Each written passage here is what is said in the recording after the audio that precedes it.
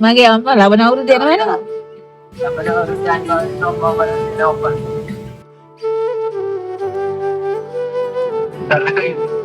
ඔව් සතුටුයි. ඊට වඩා සතුටුයි ඔයා ආපුවා. ඉතින් විශ් කරන්නේ නැල්නේ පුතා? නෑ.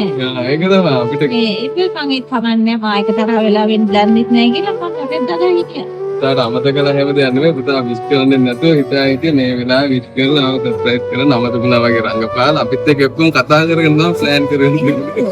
ඉතින් මිස් සර්ප්‍රයිස් අංගොඩට ආවා. මේ අම්මගේ බර්ත්ඩේ එක දවස් ලස්සන කරන්න එයා ජපානයේ ඉන්නේ. ඉතින් හින් තමයි අපි සම්බන්ධ කරගත්තේ.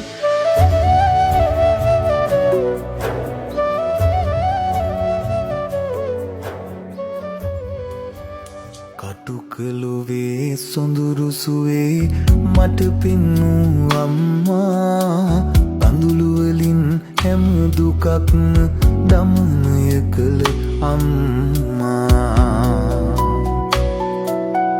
මෙතේ බුදුන් ළඟට බුදුන් වේවා මගේ අම්මා මෙතේ බුදුන් ළඟට බුදුන් වේවා මගේ අම්මා සංසාරේ මා දුටු පිංගු පින්බර අම්මා